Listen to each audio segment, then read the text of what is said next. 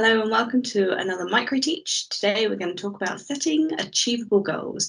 Sometimes this is easier said than done. We set ourselves a goal and actually it's too big to handle, and that can be quite unmotivating and diminishing when we know that we can do the task at hand.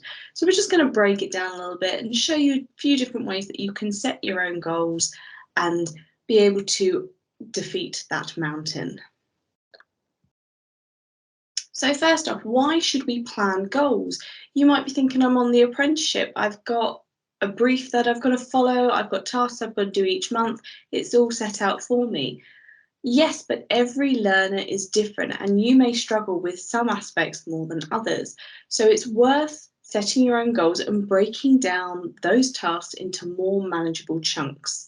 This can be very motivational for you because once you've completed a task or a goal, it's very rewarding. It helps you set boundaries and work with your time management. So it could quite well be that you struggle with more aspects than others or a certain theme than someone else, and you might need to spend that little bit more time on that area than some of your peers. But this then means that you are getting the most of your independent learning and you are learning and taking responsibility for how you need to complete this task.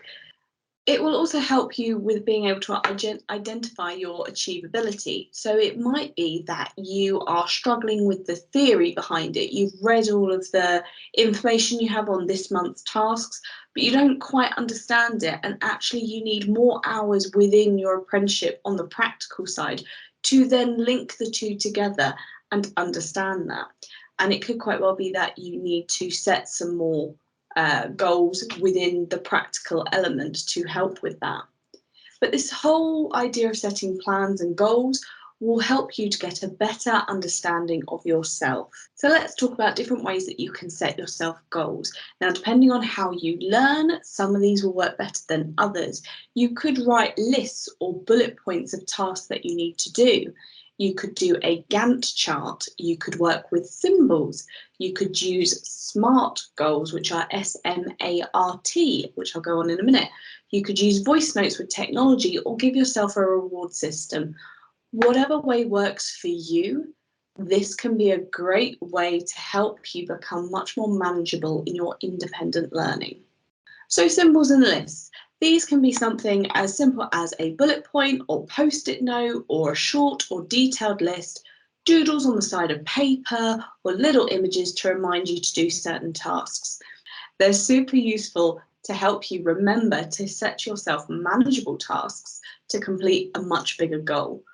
Not just in your own learning, but also at how these can help with others within your apprenticeship or your peers. Maybe you're on the TA course and a child is really struggling to keep up with several steps of a task in class. And you could put down a bullet point list on a post-it note on what they need to help them process the information better and at a later date. Let's talk about flowcharts. So this is a flowchart I created on Microsoft PowerPoint. You've got access to symbols, arrows, colours, text. Great way if you're a visual learner to work out what needs doing in a task. A basic flowchart will feature several symbols and have a yes or no answer to help you think what's going on with the task and how this will help you reach your goal.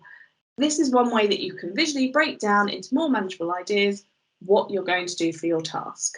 Maybe create a flowchart for your own next goal that you need to do or your next task.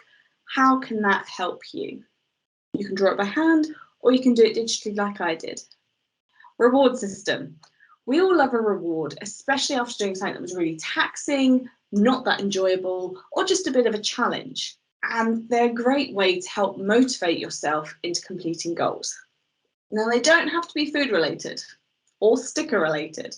I know that these are my two examples, but we all do love a little bit of a treat every now and then. It could be giving yourself some downtime after completing coursework, or deciding that after a whole week of completing your end of month task that you're going to see that film at the weekend. Treat yourself every once in a while. It's a great way to keep yourself motivated and you don't feel like you're working constantly. SMART goals. Now you might not have heard SMART goals. SMART goals are broken down into specific, measurable, attainable, relevant, and time-bound. Any task can be broken down into a SMART goal. You just need to know what each section means. So specific is basically setting out exactly what you want to achieve. Measurable, you need to make sure that the task can be measured to demonstrate your achievement. If you don't know you've completed it, how do you know when the task is done? Attainable, so this is what we're saying about this whole achievable goals. You need to make sure that the task can be done. Otherwise, it's so unmotivating and you'll feel like the task never ends because you don't know whether you've achieved it. Relevant, your goal must be relevant to what you're trying to develop. So it might be that you decide to do a SMART goal for something within your apprenticeship. You need to know that the tasks you are doing are relevant to what you need to do. Otherwise, why are you wasting time on it? And finally, time bound. You need to set yourself a deadline or a date for when you need to achieve it. Because again, if the task carries on going, how do you know when it's done? Having that deadline can also help to motivate you because there's a slight stress level to get it done. Gantt charts. This is one of my favourite ways to organise oneself. It's a really good way if you're a visual learner like myself to complete long-term goals with multiple tasks within. This Gantt chart is an example of how I kept organised in my final year of my degree. And this helped to make sure that I not only scheduled tasks that needed to be done on my course, but also made sure I had free time and holiday time, which was my treats, so it didn't all feel too overwhelming at university. Now with my Gantt chart, I've got my tasks down the side in yellow. I've then got the dates going across for the year. And then I'd colour coordinated, I think green was like going off for Christmas kind of thing. I had reds, which were deadlines. So I made sure my deadlines from other pathways were obvious in different ones. So I knew that one week I might have a deadline for theory whilst I was also working on the practical. So I needed to know that that week that I had a deadline or an exam, I might not have the time to focus on this side of the pathway. I then had 2 bars for each one. So the blue was I think it was realistic time it took me, and the pink was the planned time. And the idea was these were meant to slightly overlap, but I was meant to be able to have enough time to focus on every task equally. And doing it this way, where I could see what was realistic and what actually happened, helped me later on to realise what tasks took longer or less time than I thought they would, and helped me understand me and my organisation and timekeeping. Using technology notes and reminders. It could be that you use your smartphone to set up reminders and timers via apps. It might be that you set your phone to set a reminder once a month to update your CPD development log.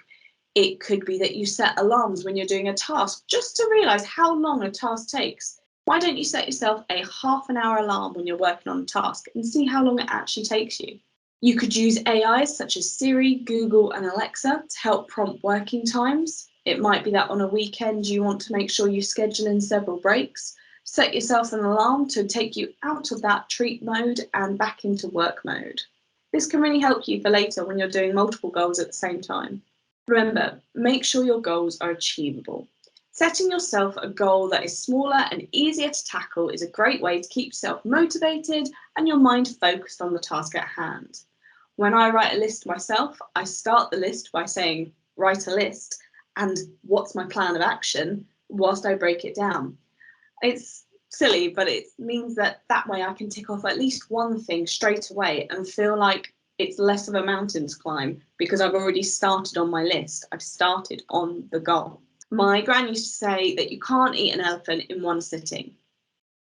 Not that you'd really want to eat an elephant, but it's always stuck with me because she's right. You can't climb a mountain in flip-flops. You need to be able to break down, have the right gear, have everything ready, and then start your challenge. By being prepared and setting yourself up, you can achieve this goal. Have a good one, guys. I'll see you on the next micro teach.